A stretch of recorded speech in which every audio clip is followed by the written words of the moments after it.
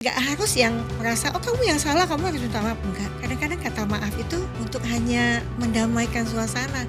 Kenapa enggak? Kita ini kan bukan dua, kita ini ada satunya sedih, satunya terluka, kan kita juga terluka. Nah, kalau menurut saya konflik yang sehat itu adalah konflik yang berprogres.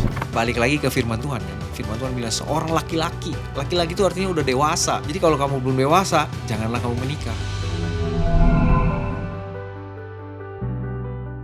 Mungkin masih berbicara mengenai arah dari pernikahan, kan ini kan dua pribadi jadi satu ya. Kira-kira ada nggak sih topik yang berdasarkan pengalaman melayani banyak pasangan pernikahan, topik yang menurut pastor dan menurut ibu itu yang perlu dibicarakan secara konsisten supaya arah pernikahannya itu baik dan jelas. Ada nggak? Yang perlu dibicarain secara konsisten mungkin karena gini loh, waktu orang masuk dalam pernikahan, mereka kadang selalu gini, yang penting ngalir aja. Iya kan? Menikah ngalir gitu kan. Iya. Tapi padahal mereka lupa gitu loh, pada saat mereka masuk dalam pernikahan, ada tanggung jawab sebetulnya. Ada tanggung jawab baru yang harus mereka jalanin kan. Iya. Kan menjadi orang tua, menjadi suami, menjadi istri itu kan tanggung jawab baru, peran baru. Nah harusnya ada agenda yang harus mereka bicarakan secara rutin, misalnya di awal pernikahan, peran saya apa nih sebagai seorang suami, peran dia sebagai seorang istri apa, gitu loh. Jadi bicarain tentang tugas-tugas hariannya apa, gitu. Jadi jelas gitu loh, jangan sampai ngalir aja lah, pokoknya biar pernikahan ini ngalir gitu loh. Tapi bicarain dulu di awal, nanti setelah berapa lama lagi bicarain lagi karena musim akan berubah kan. Iya. Gitu. Setelah kayak Pastor Jeremy mungkin. Tadi kan berdua, sekarang punya anak. Kan berubah kan, kebiasaan hidup juga berubah. Jadi mungkin ada agenda yang mesti dibicarain lagi setelah punya anak umur segini saya begini loh, kamu gimana gitu loh. Jadi share feeling, share pemikirannya seperti apa. Itu mungkin yang harus sering dibicarain gitu loh. Karena musim pernikahan hidup tuh berubah-berubah gitu loh. Itu mungkin tugas dari suami dan istri ya. Iya. Kalau dari ibu sama atau ada tambahan? Harus banget sih semua hal itu duit Oh, ya. iya. Duit Keuangan. juga, keuangan juga ya Oke, harus iya. dibicarakan Harus secara dibicarakan. serius. Nah kalau itu harus dibicarakan serius. Ambil waktu berdua untuk ngomong Oke. kalau soal keuangan. Agenda-agenda keuangan. Gak boleh dipilotok ya itu ya. Untuk keuangan kita harus bicarakan. Mungkin bikin agenda Ya, budgetingnya. Ya. budgetingnya, ada pengeluaran apa yang harus kita siapkan. Iya. Ada pengeluaran mendadak atau enggak, ada pengeluaran yang mungkin bisa kita cut gitu loh. Yang enggak perlu gitu loh. Sebagai wanita sih kita harus bicara konsisten mengenai perasaan. Karena wanita itu kan hubungannya perasaan ya. Saya baru baca, jadi sebenarnya memang kasihan si laki-laki itu ya. Waduh. Karena gini loh. Istriku tolong dengarkan perkataan dan pernyataan ibu Iya. ini dengan Sebenarnya memang laki-laki itu kasihan karena perubahan hormon wanita itu hormonnya hanya normal tuh 2 hari dalam 1 bulan. Masa? Yes. Iya, katanya penelitiannya begitu. Ya, jadi hormonnya mereka tuh dalam tanda kutip warasnya cuma 2 hari. Katanya. Apa penelitian yang mana nih? Saya mau tahu. Oh iya, nanti kita cari bareng. Jadi mereka tuh ada 7 hari pra ovulasi, Oke. 7 hari mereka lagi PMS, 7 hari lagi setelah mereka selesai period. 21 hari itu ya. Oke. Itu 7 kali ya pokoknya 3, 21. ada 4, artinya ada 4, ada 7 lagi. 28 jadi 4 kali 7 28. Jadi ada 4 masa. Saya lupa tapi pokoknya ada 4 masa.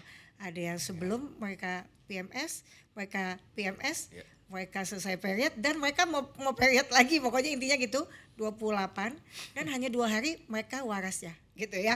Jadi hormon mereka itu memang bergejolak. Jadi saya selalu bicara sama dia gitu loh. Jadi mungkin kadang-kadang kalau saya Kadang kalau dia marah tanpa alasan, ya udah yang waras ngalah lah. kadang saya bilang sorry aku tadi tuh harusnya nggak marah soal itu tapi maklumin ya aku PMS gitu. Jadi kita Yang ngomongin waras aja ngalah gitu lah. loh. Jadi jangan malu untuk minta maaf atau apa. Jadi sebenarnya saya cukup kasihan sama laki-laki karena mereka harus menghadapi itu. Tapi sebagai wanita kita jangan egois. Jangan kita bilang, oh kita PMS nih kita boleh meledak semau-maunya kita. Enggak juga gitu loh. Begitu kita tahu kita langsung ngerep, oh ya enggak boleh ya. Gitu. gitu loh. Tapi kita share dan kita minta maaf atau apa, kamu tolong ya seminggu ini aku lagi ini, tolong maklumin ya kalau aku agak sedikit gimana gitu. Karena itu beda-beda, Pastor.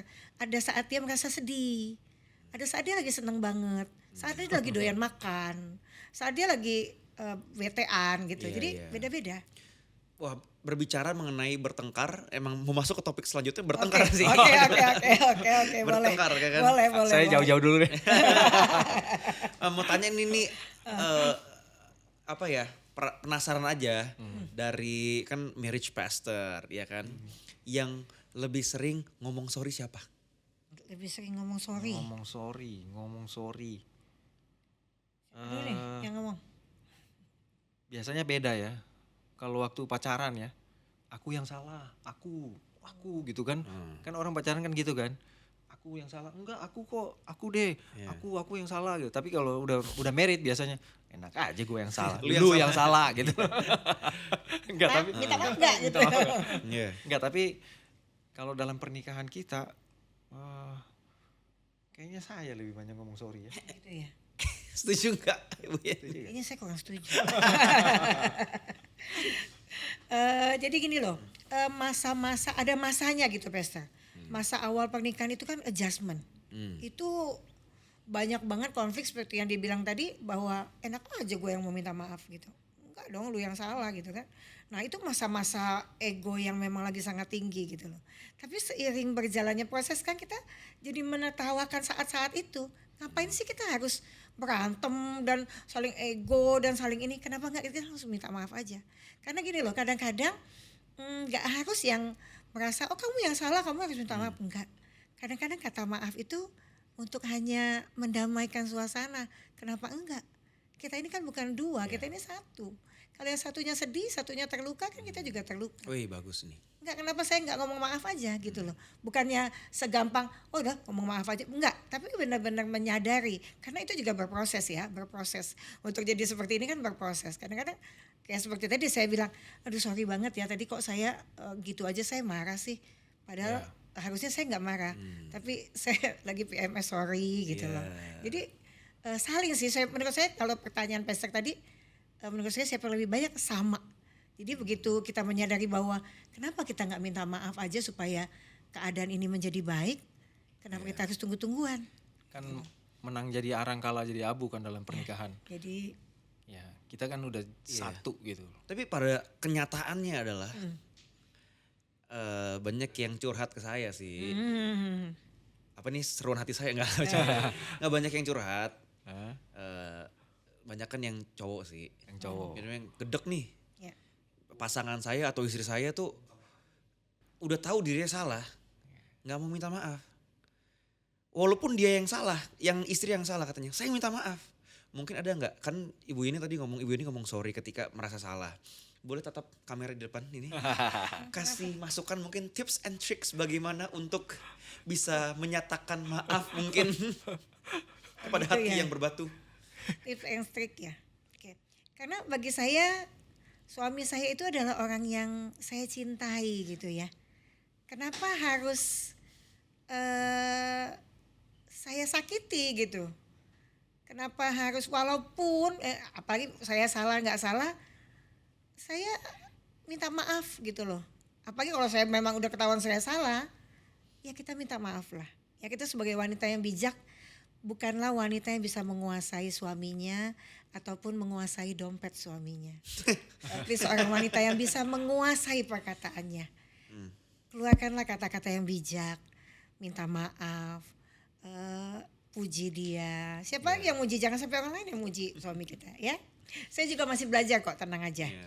Wah mantap. Tapi kedewasaan berkomunikasi, minta maaf dalam pernikahan tuh berprogres sih sebetulnya. Semakin kita lama menikah, semakin kita mengerti pasangan kita, mungkin kita akan lebih semakin mudah ya. Iya gitu loh. Saya juga dulu batu juga, awal-awal pernikahan juga batu. Ya.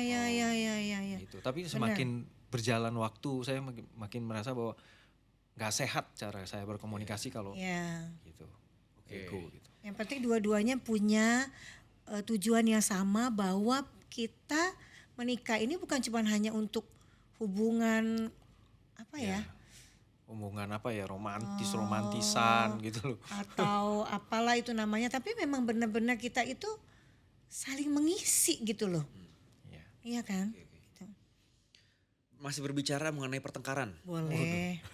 Apa sih bedanya, bukan pertengkaran ya, konflik lah. Apa bedanya konflik yang sehat dan konflik yang beracun? Menurut pengalaman Pastor dan Ibu Yeni. Nah, kalau menurut saya konflik yang sehat itu adalah konflik yang berprogres.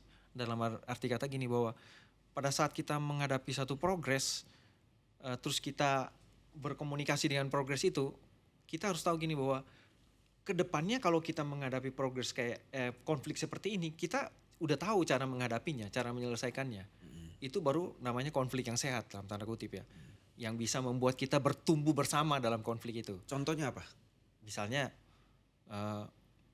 yang membuat kita jadi lebih sehat itu misalnya gini, oh ternyata lewat konflik ini saya belajar untuk apa? Lebih sabar. Saya belajar untuk Contohnya contoh ya. ada kalau misalnya contoh. suka ketinggalan. Oh iya contohnya. Contohnya ya. Contoh realnya Contoh maksud iya, Pastor, contoh ya. real. Iya, ini contoh real benar. Dia ngingatin nih. Contoh real. Kadang kan yang jadi konflik dalam pernikahan itu kan kadang bukan hal yang besar kan. Selalu hal-hal yang kita anggap kecil itu Simple, kan. kecil Iya. ya. Misalnya dia sering lupa ketinggalan sesuatu. Misalnya mobil udah naik mobil nih, udah jalan nih, aduh lupa. Iya kan? Lupa nih. Bete nggak coba? Bete banget. Bete banget kan? Bete banget. Pakai banget lagi kan? Banget lah. Ya Dan itu udah. sering. Bisa ngaret soalnya kan. Iya, Dan itu sering. Dan itu sering gitu. Ya udah, mundur deh. Gitu. Tapi dalam konflik itu saya juga belajar gini loh. Dia manusia yang nggak sempurna bisa melakukan kesalahan itu. Saya juga bisa. Jadi ada waktu-waktu di mana saya yang ketinggalan kan, gitu. Jadi saya juga menyadari gini, oh dia juga nggak sempurna, punya kekurangan, bisa melakukan hal yang salah. Artinya saya juga yang tidak sempurna ini bisa melakukan hal yang salah. Jadi waktu dia melakukan hal yang salah, saya harus dapat belajar memahaminya. Dalam keadaan bete itu, ya udah nggak apa-apa, kita pulang. Bete ambil. nih. Tapi bete. tapi itu proses. Jadi saya 10 kali melakukan itu, baru dia sekali. Saya ketinggalan gitu kan. Jadi dia baru menyadari, oh iya ya. Jadi sejak itu dia udah BT-nya udah nggak sebete dulu. Oh, tapi bete sekarang udah nyantai. Lebih nyantai. Kita tanya Lebih anaknya nyantai. Jason, apakah benar Jason? Ada anak yang di sini. Boleh. boleh tanya. Jadi apakah benar tadi Pastor Ricky sabar ketika mami ketinggalan? Jauh lebih sabar. Jauh lebih sabar. Oke, Iya. berarti anaknya jujur ya. Jujur nih. Tadi mau jalan aja ketinggalan, apa tadi yang ketinggalan? Ketinggalan apa ya? Anting ya? Anting. Bener. Oh iya. Bener real. Wah, Itu oke. bener-bener. Karena saya mungkin orang Ya orang spontan kan. ya jadi nggak pakai nggak terstruktur. dipersiapkan. Ini konflik yang sehat. Kalau yang beracun kayak gimana? Kalau yang beracun itu sudah menyerang nilai value. Kamu tuh nggak pernah berubah ya. Goblok. Kata-katanya udah kasar gitu, Oke. udah abuse gitu loh. Oke. Memang dari dulu keluarga kamu tuh kayak gini gitu loh. Mulai menghancurkan nilai keluarganya Ya. gitu loh. Oh, oke. Sudah menyerang gitu loh. Menyerang nilai. Nilai. Yes. Nilai gitu. Sampai kapan kamu mau begini nggak pernah Oke. berubah gitu loh. Oh, oke. Gitu. Itu pernah ada pengalaman pastor melayani pasangan yang seperti ini nggak? Yang mungkin beracun banget gitu sampai apa ya, dalam apa sih bahasa kerennya? Toxic relationship, toxic marriage. Ada sih, tapi maksudnya masih berprogres sih. Oh sekarang ini Masih berprogres. masih pastor layanin. Iya. Tapi progresnya udah bagus banget. Boleh, kalau nggak boleh ya? Boleh nggak? yang lain deh, yang lain. Maksudnya dari yang toksik banget sekarang udah Iya. maksudnya udah Contohnya gimana? Toxic bangetnya itu gimana? Supaya kita ada gambaran nih yang mendengarkan. Yang lempar barang, suaminya dilempar. Itu toxic lah ya, beracun lah ya. Cik ya dong. atau misalnya berantem suaminya pulang ke rumah orang tuanya. Suaminya yang pulang. Yes. Karena dia mencari yang keibuan. Ibu gitu. Baru pertama kali saya dengar ibu suami yang pulang. Biasa istri yang cabut loh. Ya. Ya. Oke. Ya, itu sudah toksik. Oke. Tapi udah berjanji tidak akan lagi melakukan hal itu. Mereka sudah berjanji gitu. Oh, ini termasuk yang beracun ya. Ya, itu beracun. Bagaimana sih cara kita kalau bertengkar atau ada konflik itu dewasa? Bagaimana caranya supaya apa ya, menelaah sebuah konflik itu dengan kedewasaan. Ada nggak sih caranya? Yang apa ya, mungkin dari pengalaman Pastor yang ini loh yang paling efektif. Ini loh yang bikin pasangan tuh kayak lebih easy untuk memaafkan atau kelar konfliknya. Kalau saya lihatnya gini, yang pertama kita harus nyadari kita orang yang berbeda. Nyadarin aja gitu loh bahwa dia dibentuk dengan nilai keluarganya beda, saya dengan nilai keluarga saya berbeda gitu loh. Kebiasaan-kebiasaan berbeda, dan kita harus tahu gini, latar belakang apa yang membuat kita berkonflik, itu dulu yang kita harus cari tahu. Misalnya latar belakang apa sih yang membuat tiba-tiba pasangan saya seperti ini. Biasanya kalau kita tahu latar belakangnya, kita akan lebih mudah menerima gitu loh, tanpa kita menuntut. Ya kan? Kalau kita nggak tahu penyebabnya, biasanya kita lebih menuntut kan. Kamu harus ngertiin dong. Tapi kita harus belajar gini, belajar coba mengerti latar belakangnya agar kita bisa menerima konflik itu terjadi karena apa. Gitu. Dan sadari lagi nih bahwa dalam satu konflik tidak ada yang sekali pembicaraan selesai. Kadang memang harus beberapa kali. Gitu.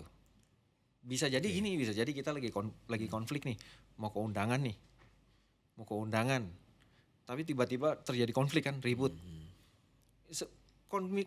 Konflik yang dewasa adalah ya udah kita pergi dulu aja ke undangan, jangan membuat kita jadi nggak pergi.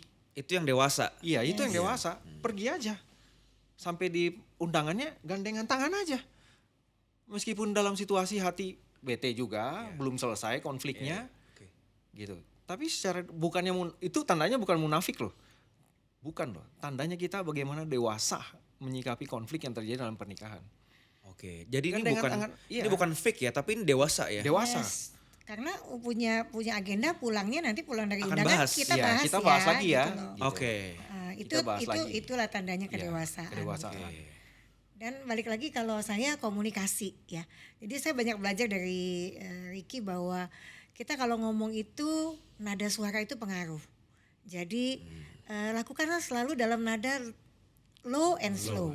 Low and slow. Yes, saya orang dari Sumatera yang kalau ngomong itu kayak berantem kan. Kalau ngomong sama keluarga tuh udah gitu bercanda kayak berantem. High pitch ya, high tone. Yes, tapi sedangkan dia itu dari keluarga yang tersusun, tertata rapi kata-katanya gitu ya, low and slow gitu ya. Minta maaf di struktur dulu. Nada mereka tuh nggak pernah yang di atas do re mi, nggak pernah di atas mi gitu ya. Do re gitu kan. Kalau saya kan si gitu terus kan. Jadi kamu gimana sih Say? Sama kamu gimana sih Say? Nah, sama-sama kan. ada. Jadi saya belajar low and slow. Mau tanya Jason lagi boleh? Jason, apakah bener Jason? Low and slow? Bener. Jauh lebih low and slow. Jauh lebih low and slow. Karena memang begitu kita nada kita tinggi, itu otomatis akan kalau orang bilang kayak pemantik itu langsung Atmosfernya berubah Pak. Langsung ignite the fire ya. Yes, jadi berusahalah ngomong dengan nada yang baik gitu loh. Kalau belum bisa, ya udah diam dulu. Nanti tapi kita bukan pergi ya. Kita menenangkan diri. Nanti setengah jam lagi kita ngomong lagi, misalnya gitu. Tapi ada beberapa orang yang nggak bisa tuh, harus kelar saat itu juga. Jadi nggak boleh nginep. Nah itu yang kita iniin ya. Kedewasaan komunikasi juga belajar menunda sebetulnya. Ya, itu kedewasaan. Kedewasaan komunikasi juga belajar menunda menyelesaikan konflik. Tunggu sampai good mood maksudnya gitu ya. Tunggu aja. Doa kalau enggak minta hikmat. Ini masukin highlights yang ini nih. Ya. Kan kadang orang ngotot kan. Iya. Gitu. Enggak harus gitu loh. Jadi keren. Dulunya saya seperti itu, Pastor. Saya adalah orang yang saat ini juga kita ada konflik, saat ini juga harus diselesaikan. Sedangkan dia orang yang nggak bisa, mau kita paksa, akhirnya kita jadi berantem kan. Ini ceritanya masih zaman dulu. Satu mau cepat selesai, satunya nggak mau. Dia itu diam. Dulunya saya pikir dia itu memperlakukan saya silent treatment. Jadi saya jadi marah kan. Kamu nggak sekarang juga gitu ya? Ternyata enggak loh. Ternyata dia diam itu, dia sedang menata hatinya dulu, menata emosinya. Untuk dia bisa ngomong, saya baru tahu nggak semua orang seperti saya yang bisa langsung. Jadi kalau yang mau seperti itu langsung nggak bisa karena kita berbeda. Kita ini berbeda. Yang nggak boleh tuh silent treatment. Ya, kita nggak boleh paksakan. Saat ini juga harus selesai. Karena dia perlu waktu berpikir, menenangkan diri. Aku juga mau nanya sih, silent treatment itu maksudnya gimana sih? Apakah diem untuk waktu yang lama atau apa? Diam tanpa mau membicarakan Oh, diem diem tanpa tan- mau membicarakan. dan menyelesaikan. dan menyelesaikan. Itu silent treatment. Bodoh amat gitu. Ya kalau misalkan kita lanjut besok ya, itu bukan silent treatment dong? Bukan. Oke. Dengan kesepakatan. Yang namanya kesepakatan itu bukan silent treatment. Tapi kalau nggak ada kesepakatan, gue diemin lu ya. Pokoknya gue diemin lu berapa minggu. Nah itu silent treatment tanpa kejelasan gitu. Ya, baik saudara. Jadi ini luar biasa kita belajar nih. Bertengkar tuh wajar. Tapi kalau kita bisa belajar dari pengalaman Pastor dan Ibu Yeni, ada seninya dalam berkonflik ya. Dan itu juga kita jadi belajar lebih dewasa dan belajar mencintai dengan benar. Nah, Pastor, mau nanya nih, masih berbicara di seputar pernikahan, tetapi ada banyak kejadian di mana di dalam pernikahan itu keluarga terlalu banyak campur tangan. Oke. Ya, menurut Pastor, setelah menikah tuh siapa yang harus jadi pasangan? Pasangan atau keluarga? Ya, oke. Saya selalu bilang gini, setelah kita menikah jadi pasangan suami istri, hubungan status sosial manusia tertinggi itu suami istri, bukan orang tua anak lagi. Jadi setelah kita masuk dalam pernikahan, orang utama yang harus kita prioritaskan dalam kehidupan kita adalah pasangan kita, bukan lagi orang tua, gitu. Makanya firman Tuhan bilang kan, seorang laki-laki akan meninggalkan ayah dan ibunya kan, artinya mereka punya keluarga sendiri, punya negara sendiri, negara berdiri sendiri tanpa campur tangan dari negara orang tua dalam tanda kutip gitu. Kalaupun kita mau minta pendapat dari orang tua, boleh saja gitu loh. Tapi maksudnya tidak boleh lagi orang tua mengintervensi dalam kehidupan seorang anak dalam waktu anak itu menikah gitu loh. Artinya seluruh kehidupan anak tuh diurus sama orang tua gitu loh. Kamu mesti gini ya, kamu mesti gini ya, kamu mesti gini gitu. Nggak boleh gitu. Bahkan waktu suami istri berkonflik, ya udah diselesain aja, nggak usah melibatkan orang tua. Jangan dikit-dikit, Ma, aku kasih tahu mama ya, agar mama yang tegur kamu gitu loh. Kalau aku ngomongin kamu nggak bisa denger gitu loh. Udah Ma, ini coba mama yang bilang nih, biar dia dengerin nih. Atau papa kasih tahu gitu loh. Jangan gitu. Karena bisa jadi gini, waktu kita konflik, ya kita kasih tahu ke orang tua sudah terlibat. Kita padahal udah mesra lagi kan habis itu kan. Tapi rasa kesel orang tua kita terhadap pasangan kita tuh bisa terus berlanjut. Iya kan? Karena yang namanya orang tua akan selalu melihat anaknya itu anak-anak. Dan dia akan selalu sayang pada anaknya. Dan bela anak dia terus. Dan selalu bela anaknya. Pasti kan. Gitu. Jadi ya udah selesain aja. Jangan melibatkan orang tua gitu loh. Yang Pastor Jeremy tanya tadi, gimana kalau misalnya orang tua terlalu ikut campur gitu kan? Ada kan yang begitu kan? Ya, ada. Tapi pengalaman Pastor dan Ibu banyak dong. Ada. Gimana menyingkapinya? Ya maksudnya itu orang tuanya harus menyadari bahwa dia udah harus rela melepaskan anaknya. Bahwa anaknya sudah membangun keluarganya sendiri. Itu biasa orang tuanya yang harus disadarkan. Bahwa mereka harus dengan rela melepaskan anaknya. Kecuali anaknya minta pendapat. It's okay. Tapi kalau sampai campurin, sampai gimana, sorry maaf. Itu nggak boleh. Karena itu akan menimbulkan konflik yang lebih parah. Gitu. Jadi itu orang tuanya yang harus disadari. Bahwa udah harus rela untuk melepaskan anaknya. Apa sih batasan sehat antara suami istri dan keluarga besar? Batasan sehatnya tuh sejauh mana? Kalau selama Pastor melayani dan dari pengalaman Pastor. Batasan sehat ya. Artinya gini, waktu kita harus dapat pisahin gini loh. Pisahin dalam artian gini. Kan ada mungkin keterlibatan kita dengan keluarga besar, misalnya bisnis bersama. Bisa juga kan? Kita terlibat bisnis dengan keluarga besar kita. Nah, waktu kita terlibat bisnis dengan keluarga besar kita, ya udah, yang kita bicarakan dengan keluarga besar kita adalah hal-hal yang batasannya ya area bisnis saja. Jangan kita bawa dalam ranah pernikahan, dalam ranah keluarga gitu loh. Jadi jangan sampai keterlibatan dalam pernikahan orang tua kita atau keluarga besar kita sampai masuk ke dalam pernikahan kita, nggak boleh. menurut saya tetap keterlibatan keluarga atau keluarga besar itu nggak boleh masuk dalam ranah pernikahan kita. Pernah ada pengalaman melayani pasangan gitu? Mikir-mikir ya. Tapi biasanya sih biasanya kalau udah bisnis ya, biasanya sih jadi personal tahu. Jadi personal, jadi kena juga pernikahannya. Iya, iya, iya. Most of the time ya. Kan iya pasti dibawa kan. Pasti dibawa kan. Kadang-kadang istri juga pasti ngomongin gitu, kok lu begini gitu loh. Dia terimanya gini, kok lu enggak gitu atau apa gitu loh. Jadi campurnya udah harusnya nggak boleh gitu loh. Sebaiknya benar-benar dipisahin. Jadi kalau bisa menurut Pastor mending bisnis bareng nggak? Dari pengalaman. Bisnis bareng atau enggak? Ya, apakah bangun bisnis dengan keluarga besar itu it's a good thing or not? Sangat relatif sih. Sangat relatif ya. Karena kita melihat ada orang yang bisnis bersama dengan keluarga besarnya Bagus berhasil, juga. ada yang berhasil, ada yang enggak gitu loh. Jadi enggak hitam putih gitu. Jadi batasan setiap keluarga atau setiap pasangan mungkin beda-beda kali ya. Beda-beda. Oke. Yang paling penting komunikasi, balik lagi ya. Iya. Benar-benar harus dibicarakan. Jadi dari awal dibicarakan, jangan ya udahlah nanti mengalir aja. Nah itu yang nggak boleh gitu loh. Jadi benar-benar dikasih batasannya sampai di mana. Apa sih yang perlu dilakukan kalau pasangan antara suami kita atau istri kita tuh selalu lebih membela keluarganya? Papi Ai kan bilangnya begini, Mami Ai kan begini. Itu kan generasi sekarang kalau nikah. Iya. Bukan aku sih. Iya, percaya. Just wanna make sure not me. Iya. Oke. Iya, kan pernah viral kan Apa? pernikahan yang sudah mau tinggal menikah gagal gara-gara orang tuanya terlibat nentuin konsep pernikahan, terus akhirnya ribut kan gara-gara keterlibatan dari orang tua kan. Ada kan? Iya. Makanya coba diulang pertanyaannya. Apa yang perlu dilakukan kalau pasangannya itu selalu lebih membela keluarganya? Makanya perlu disadarin tuh bahwa setelah menikah hubungan status manusia tertinggi itu adalah suami istri, bukan orang tua anak. Kalau ada yang nggak sadar gimana? Harus dikeplak dulu atau gimana cara untuk menyadarkannya deh?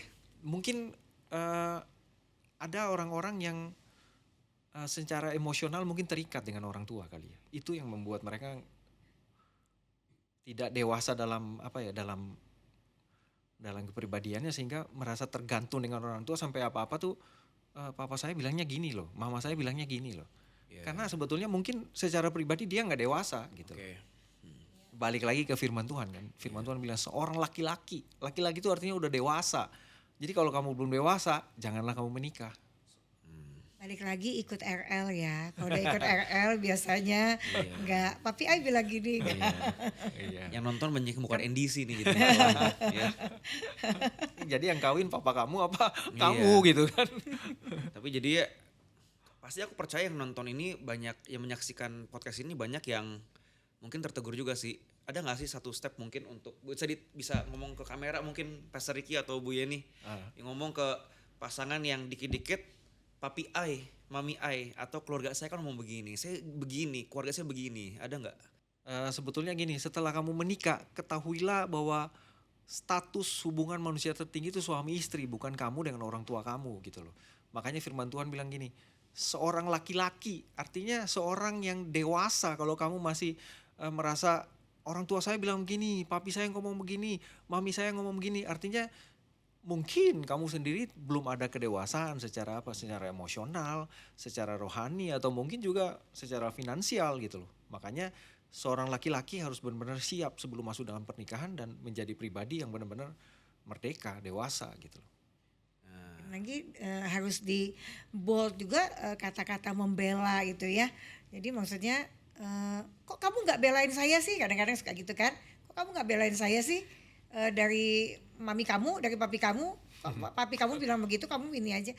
Jadi jangan sampai terjadi seperti itu. Jadi bukan kata-kata membela lagi, nggak ada pembela-belaan gitu ya, nggak ada bela atau peperangan di sini ya, karena kita satu keluarga. Tapi memang harus dibatasi bahwa kita nggak boleh lagi tergantung secara emosi atau apapun kepada orang tua kita. Jadi harus kita suami istri yang untuk menyelesaikan segala sesuatu. Jangan untuk masalah ini papi Ai bilang kita harus gini. Ya, itu nggak boleh. Tapi tetap dalam konteks hormatilah orang tua. Yes, itu harga pas, itu harga pas. Minta saran boleh, Minta tapi saran jangan boleh. jangan sampai mempengaruhi hubungan Kita berdua. yang kita ya sebagai pasangan juga harus melimit juga ya, membatasi juga Iya. apa dalam tanda kutip ya. Kita harus Campur tahu tangan mereka. Ya, harus tahu batasan-batasannya lah. Apa aja yang bisa kita libatkan orang tua, apa saja yang tidak. Gitu. Ya, Oke. Mungkin ini akan menjadi diskusi yang terakhir tapi yang paling hot mungkin. waduh. Biasanya kan sama mertua ada problem. Oh, Sama mertua biasanya kan ada gesekan lah ya. Bagaimana menjaga agar tidak muncul persaingan atau drama antara istri dan ibu suami. Yang sering terjadi adalah yang cewek-cewek kadang-kadang suka ribut. Bener gak sih? Apakah itu bener? Atau saya nggak tahu. Menurut pengalaman gimana? Saya apa kamu dulu nih? Katanya Hawa itu paling bahagia ya karena nggak punya ibu mertua ya. Kita suka ribut kan? Iya kan? Nggak tahu sih. Bener gak? Bener ya? Kisah klasik ya katanya. Bener gak sih? Emang Tapi suka nggak ribut? juga. Karena pengalaman aku nggak relate Nggak, sih. iya, nggak Aku juga. nggak relate sama ini. Nggak. Karena Pengalaman mami kamu dulu deh. Pengalaman. Kita juga nggak relate sih, maksudnya orang tua saya, mama saya sangat deket banget sama ini. sama mamiku juga dekat Iya. banget sama Priscilla. Nah, makanya tergantung bagaimana istri kita membawa diri untuk dekat dengan orang tua kan sebetulnya, menempatkan diri kan. Juga bagaimana orang tua kita bisa jadi teman sebetulnya gitu loh. Malah mama saya kalau kemana-mana maunya ditemani sama istri saya. Mau ke Mangga Dua, mau kemana. Jangankan mama saya, papa saya aja ya waktu dia tiba-tiba sakit prostat dari kampung, kan harus ke Jakarta operasinya. Dalam kondisi dia pakai kateter, yang ngantar ke rumah sakit tuh istri saya, bukannya saya. Makanya orang lihat nih, ini engkau udah tua kok bawanya istri muda kali ya. Bener juga ya. Bisa begitu juga. Gitu juga. Maksudnya nggak selamanya stigma bahwa istri dan mertua tuh pasti jadi konflik gitu loh. Menurut saya kita sebagai anak Tuhan harus patahkan stigma itu. Iya. Ya, Saya iya, setuju. Ya. Tapi kalau dari pengalaman Pastor ada nggak melayani orang-orang yang sama mertuanya itu kayak kayak api dan air? Ya, ada sih, ada. Karena apa? Karena biasanya yang pertama mamanya belum rela kan melepaskan anaknya. Oke. Itu yang pertama. Yang kedua anaknya jadi kayak merebut gitu loh. Merebut seorang anak dari seorang mamanya. Iya. Jadi itu menjadi konflik besar. Jadi akhirnya malah ribut antara mertua sama menantu. Mamanya bilang anak saya tuh kalau minum jusnya harus ini. Dan ini. Itu kan harusnya udah nggak boleh gitu. Dan mantunya marah. Kenapa harus mama yang atur jusnya? Saya mau jusnya gini-gini. Ini hal-hal yang ini gitu loh. Jadi ngadunya ceritanya ke saya gitu. Saya bilang ya kamu harus berusaha bahwa kamu jangan merebut. Jangan kesannya merebut. Jadi kamu yang harus nanya. Ma kalau misalnya saya jadi Priscilla misalnya ya. Mami kalau JJ biasanya suka jusnya apa gitu loh. Jadi jangan malah kalau dikasih masukan nolak gitu loh, jangan gitu. Jadi saya juga kalau biasa suka nanya mertua saya, Ma kalau ini Ricky apa sih? Jadi kita jadikan dia tuh benar-benar Teman. mama kita juga Diajak gitu loh. kerja sama ya. Iya. Yes gitu. Walaupun kesannya kita mengambil anaknya, tapi kita tetap ya kalau orang bilang main cantik gitu loh ya. Kalau main bola tuh main cantik gitu loh. Sama mertua kita ya bukannya dalam artian negatif bukan ya, dalam artian positif bahwa kita menganggap dia juga orang tua kita seperti orang tua kita sendiri. Dan bahwa anaknya tetap anaknya gitu loh. Saya nggak merebut anakmu gitu. Jadi ciptakanlah. Itu harus diciptakan sih. Jadi bukan jangan menciptakan konflik, justru diciptakan kedamaiannya gitu loh. Jadi harus dibuang stigma mertua dan Ya, menantu itu tuh gak bisa akur, enggak. Stigma yang harus Bisa Iya. tapi harus main cantik ya. Nah, main cantik. Ya kita harus pinter-pinter lah ya. Iya. Yes, pintar-pintar dalam artian baik ya. Kan kita dibilang harus Iya, cerdik. cerdik. Iya. Baik, dari Pastor ada yang mau nambahin lagi atau udah jelas? Cukup jelas. Karena dia istri yang berhubungan dengan mertua kan. Oh iya. Langsung. Aku juga sama mertua aku juga ini sih apa? Aku nggak relate kalau ribut-ribut gini. Iya, makanya. Hubungannya baik, WA juga nyantai aja langsung telepon video call Iya. gitu kan. Mamanya tiap hari mesti video call aku. Iya. Dan kalau nggak Tiap video hari? call, Iya, paling hampir tiap hari video. hampir tiap hari. Wow, Nyarinya ke keren ya. mantunya bukan ke anaknya. Iya, iya. Wah, luar biasa ini. Ngurusin uang mamanya juga saya, Oh iya. Iya. bukan ke anaknya. Oke, oke. Iya yang Dia ini. mempercayakan hartanya kepada saya. Waduh, perlu banyak belajar dari ibu ini. But anyway, terima kasih Pastor Ricky, Terima terima kasih. kasih Bu Sama-sama, Yeni. terima kasih. Senang Udah bisa mau sharing-sharing, hadir ngobrol. di tengah podcast. Mungkin di akhir, di penutup di podcast pernikahan pada kali ini, keluarga itu penting, tapi kamu harus jadi prioritas nomor 1. Pasanganmu harus jadi prioritas nomor 1. Ya, dan ada nggak pengalaman unikmu menghadapi keluarga besar setelah menikah dan lain sebagainya? Bisa sharing atau curhat di kolom komentar. Dan saya mau ucapkan sekali lagi terima kasih sudah menyaksikan podcast mengenai pernikahan hari ini. Dan kalau kamu merasa terberkati atau diberkati, jangan lupa untuk bagikan episode ini ke teman-temanmu, ke keluargamu. Dan juga kalau kamu punya ide, topik yang mau kita bahas, langsung aja chat di kolom komentar. Jangan lupa share, subscribe, dan Tuhan Yesus memberkati saudara semua.